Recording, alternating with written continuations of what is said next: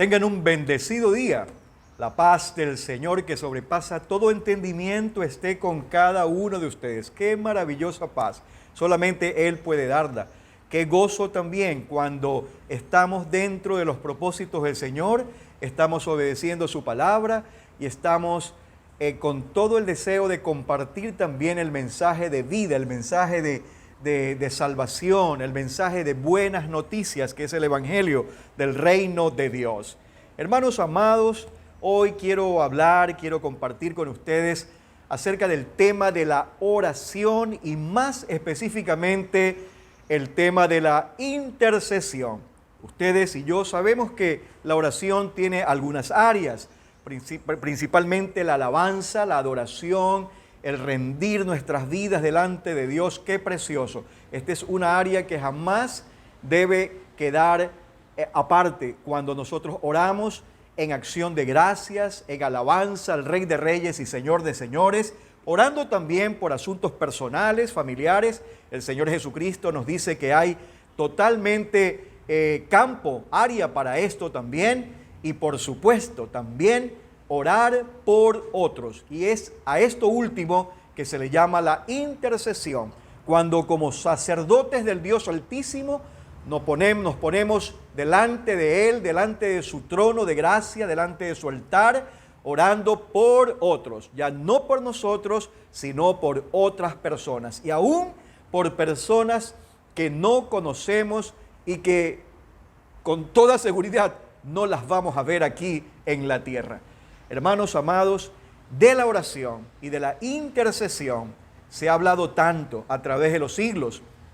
Se ha predicado, se ha enseñado, se han hecho seminarios, talleres, se han escrito miles y miles de libros. Sin temor a equivocarme, se ha hablado muchísimo. Es una de las áreas de las cuales más se habla en la iglesia del Señor.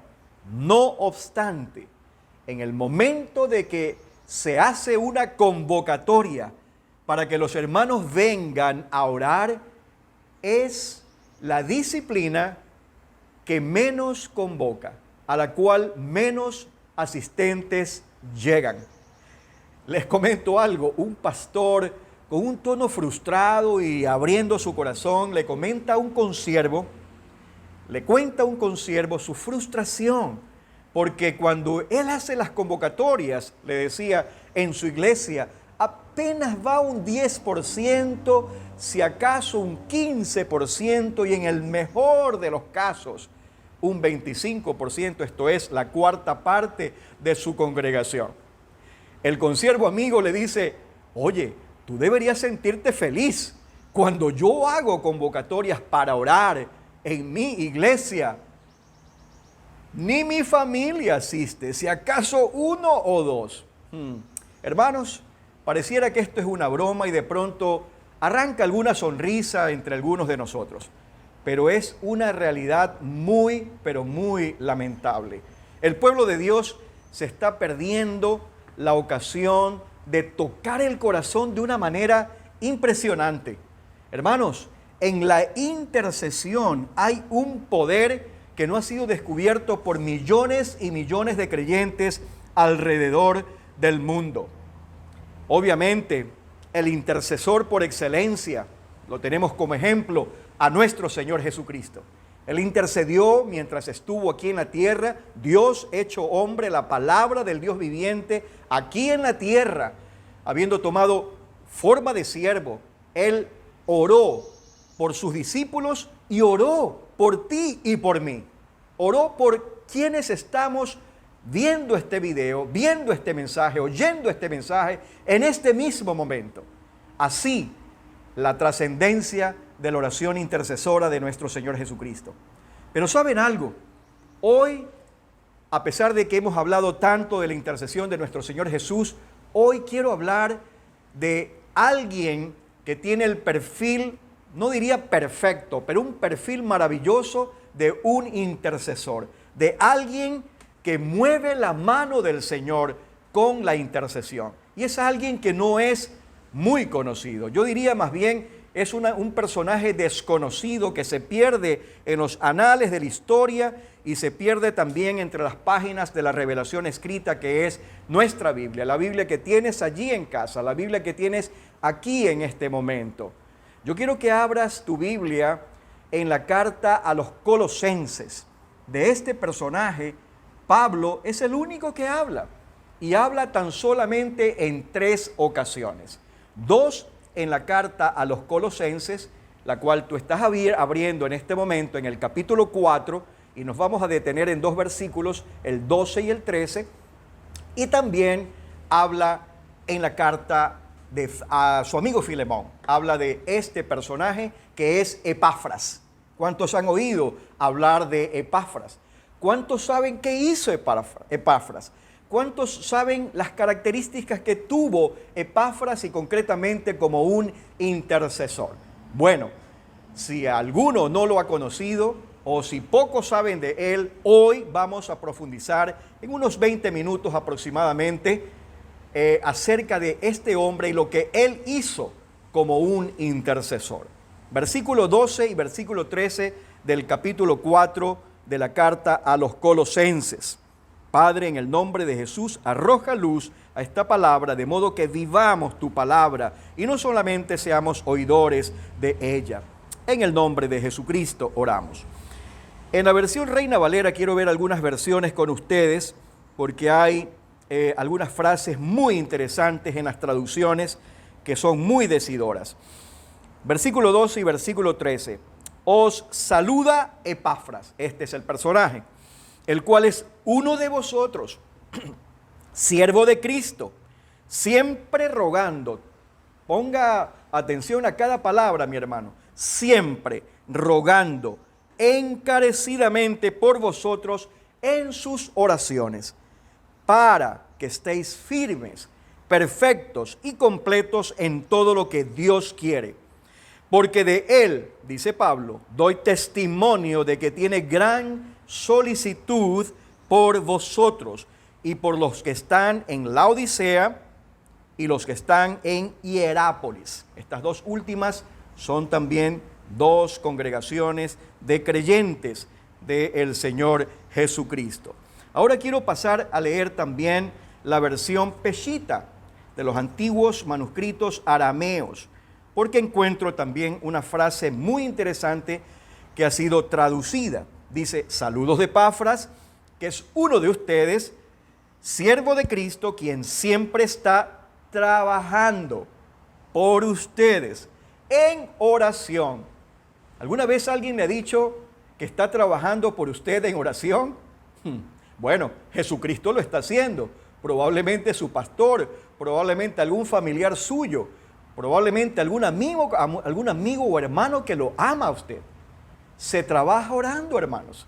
Es un trabajo, es un servicio maravilloso de reino. Es un trabajo no lucrativo, pero es un trabajo de trascendencia eterna para la gloria del Señor. Amén. Tomen en cuenta esto. Y dice también esta versión que es la palabra de Dios para todos. También en el versículo 12 y 13, también los saluda Epafras, quien es siervo de Jesucristo y uno de ustedes. Él siempre ora y pide que se mantengan fuertes, que lleguen a ser maduros y que entiendan completamente lo que Dios quiere que hagan ustedes. Qué tremendo, ¿verdad?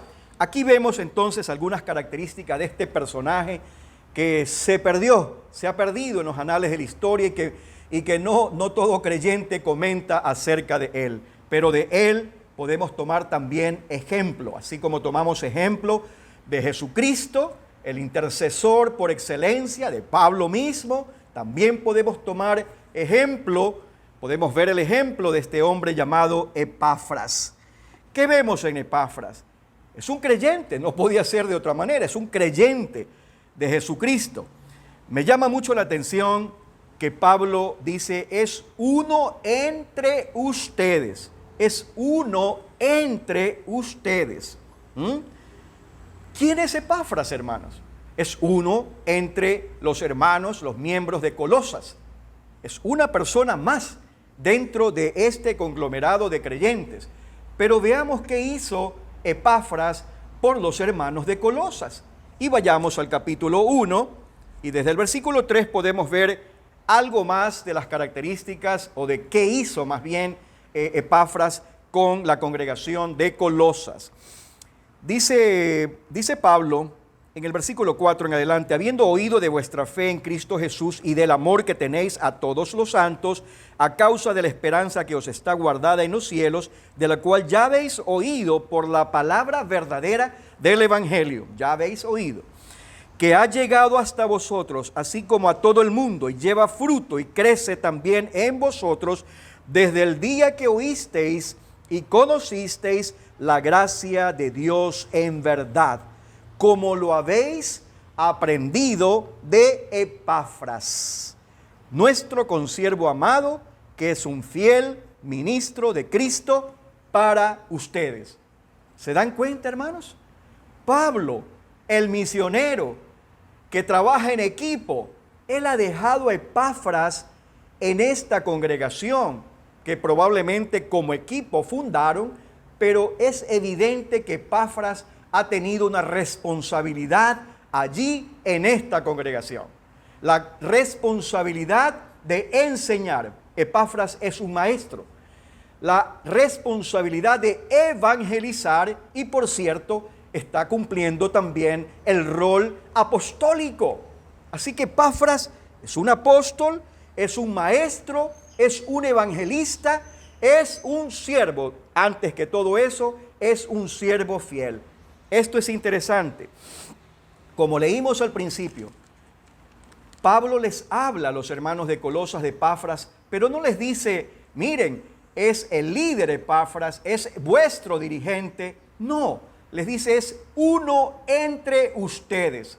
Humildad de Pablo, humildad de Epafras, acepta que él es un siervo del Dios viviente y también es un servidor de los hermanos allí en Colosas. No es el más importante, es uno entre todos. Es uno dentro de la congregación, es un servidor. ¿Cuánto nos hace falta eso oír, hermanos? Hoy en día se jactan tantos de la posición de liderazgo, de la posición que han alcanzado, y esas son sus credenciales primero. Es interesante que Pablo habla de Epafras como un siervo fiel, porque él recuerda las palabras del Señor Jesucristo, el siervo de siervos.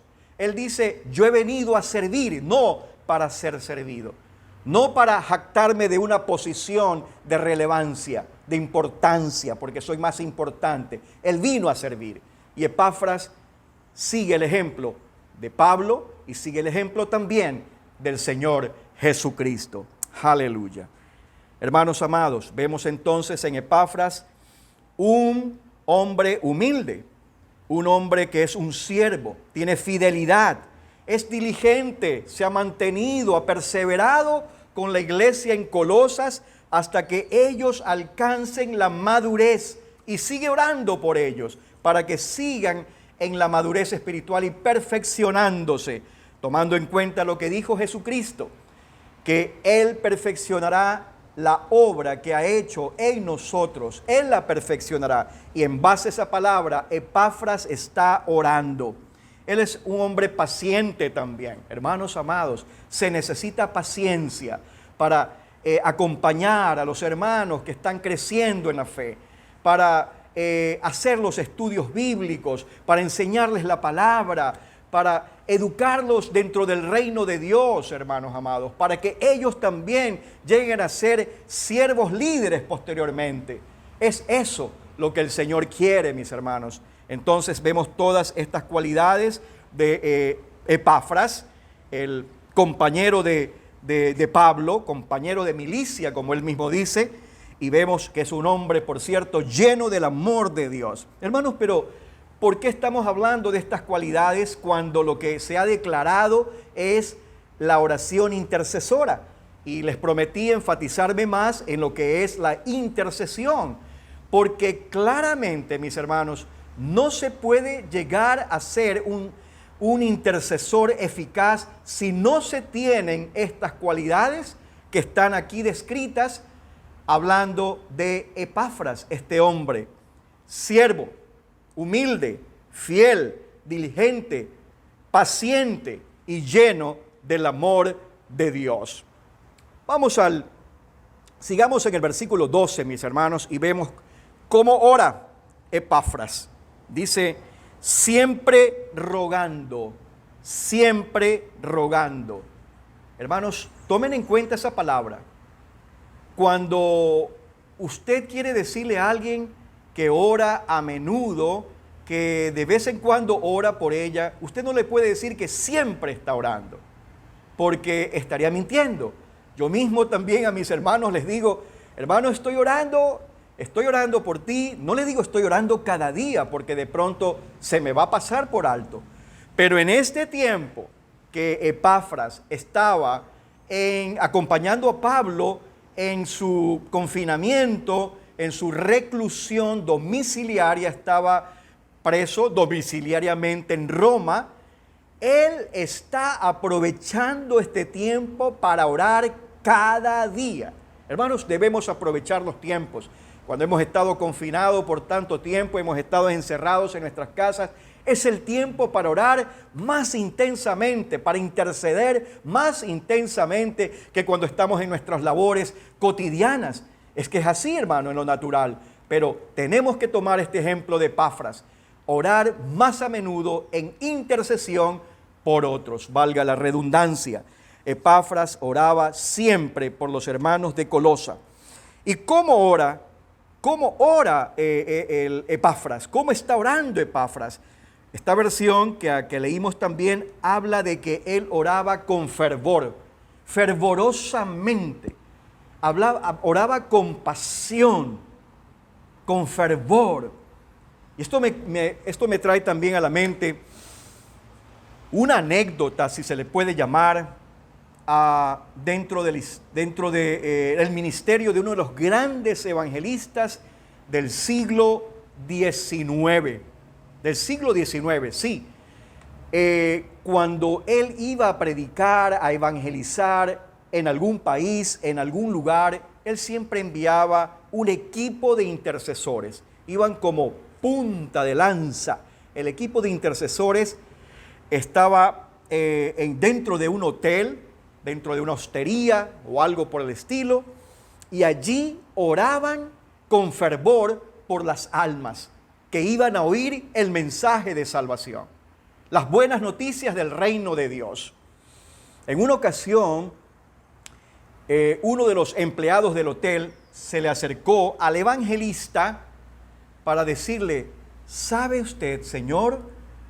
Día tras día he estado oyendo lo que está ocurriendo dentro del cuarto de las personas que usted envió delante suyo, antes de que usted venga. Ellos estaban algo así como gimiendo. Y me recordaba, decía el empleado, el gemido de la mujer cuando está en labor de parto. ¿Se dan cuenta, hermanos?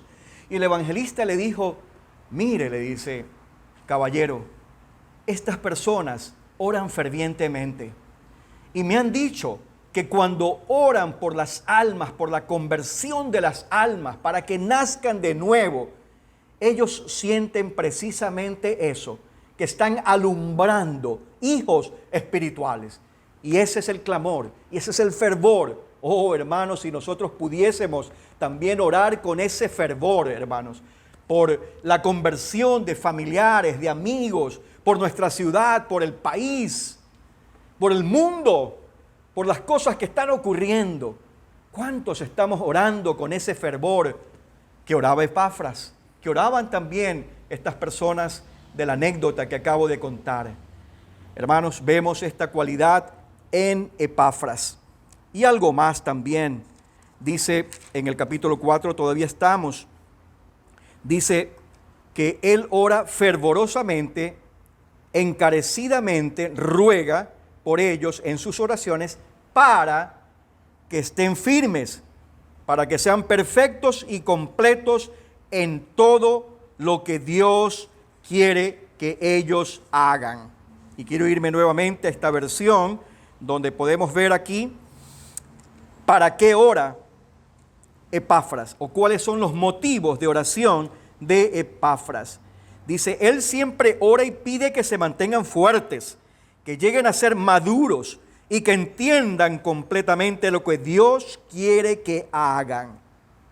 Hermanos amados, esto es importante, porque muchas veces oramos y oramos en una forma general. No sabemos exactamente por qué orar. Si usted le quiere orar por alguien, hermanos, pregúntele en confianza, ¿tienes algo que compartirme? ¿Por qué tú quisieras que yo ore? Porque hay tantas oraciones generales, pero necesitamos orar con especificidad, intencionalmente. Y allí realmente hay poder, porque el Señor lo sabe. El Señor sabe la necesidad, pero Él quiere que la expresemos. Y Él quiere que participemos con Él en este ruego, porque Él desea también hacer transformación en las vidas de las personas. Él desea que estemos firmes. Qué bello, hermanos, es orar por firmeza por los hermanos de la congregación, por firmeza por familiares, por creyentes. Oramos por la conversión, sí, pero por los creyentes tenemos que orar que se mantengan firmes en la roca. Sin lugar a dudas, Pablo sabía de las palabras de nuestro Señor Jesucristo y le había transmitido a Epafras, probablemente un discípulo suyo, Epafras, en el sentido del símil que hace el Señor Jesucristo de estar parado en la roca, el oír la palabra de Dios y hacer la palabra de Dios. ¿Recuerdan ustedes cuando Él compara el hombre sabio que construye su casa sobre la roca, que cuando vienen tempestades, cuando vienen vientos fuertes, cuando vienen inundaciones, la casa se mantiene firme? Y lo contrario, el insensato que construye su casa sobre la arena, vienen tempestades y vienen inundaciones y esa casa no permanece, más bien es derribada. Así es la vida de la persona que solamente escucha y no hace la palabra de Dios. Hermanos amados, la firmeza del creyente es algo que hoy por hoy es muy necesario. Es muy necesario, porque dice la palabra en Apocalipsis que en los postreros días, en los postreros tiempos, el amor de muchos se enfriará y que muchos serán engañados por vientos de doctrinas y aún los creyentes, los que han estado años de año oyendo la palabra de Dios, asistiendo a los cultos, asistiendo a reuniones, seminarios por aquí, seminarios por allá. Hermanos, lo importante es permanecer firmes, parados en la roca, que es la palabra de Dios, que es Jesucristo mismo. Esa es nuestra roca, la roca de nuestra salvación, la roca de nuestra vida. Podrán venir cualquier tipo de pruebas, pandemias, podrán venir cualquier tipo de tempestad, de cualquier prueba fuerte sobre nuestras vidas, pero si estamos parados en la roca, vamos a permanecer firmes. Amén, hermanos. Y por esto oraba Epafras, para que se mantengan firmes los hermanos allí en Colosas, pero también oraba por los de Hierápolis y también oraba por los de Laodicea, que eran también conglomerados humanos que estaban prevaleciendo en ese tiempo en lo que es el Asia Menor y actualmente pertenece a Turquía. Hermanos, esas obras permanecieron. Puede ser que esté en ruina la población, la ciudad de Colosas. Puede ser que ya ni exista Hierápolis ni tampoco Laodicea, hermanos. Pero ¿saben algo? Lo que hizo este hombre, la intercesión de este hombre, y cómo actuaron estos hermanos en esos lugares son réditos para vida eterna. Con toda seguridad vamos a conversar con Epafras en algún momento en la eternidad y vamos a conversar también con los hermanos de Colosas y vamos a conversar con los hermanos de Hierápolis, de Laodicea y tantos más y vamos a ver cómo el Señor actuó también a través de la intercesión de este hombre llamado Epafras. Doy testimonio, firma el apóstol Pablo, versículo 13. de que tiene gran solicitud por vosotros. Tiene gran solicitud. Él tiene pasión. Él tiene fervor, hermanos. Él tiene celo por la obra de que Dios está haciendo en estos hermanos. Mis hermanos amados, hemos visto nosotros características de un intercesor, el perfil de un intercesor eficaz. Que seamos también nosotros intercesores eficaces. ¿Cuánto nos conocen a Epafras? Realmente muchos no lo conocen. Yo garantizo esto, que muchísimos creyentes no han oído hablar de Epafras. Hermanos amados, pero este hombre ha trascendido a la eternidad.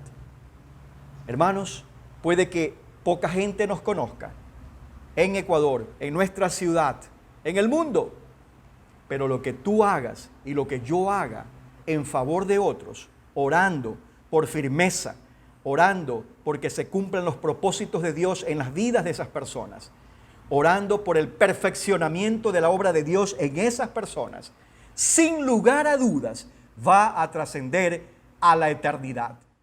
Oremos, hermanos, en intercesión ferviente por nuestra familia, por nuestros hermanos de la fe. Oremos por el Ecuador, oremos por la ciudad, oremos por el pueblo de Dios en todas las latitudes del mundo. Oremos por aquellos misioneros transculturales que permanezcan fieles entregando el mensaje de vida. Oremos y seamos intercesores eficaces en las manos del Señor. En el nombre de Jesús. Amén y amén.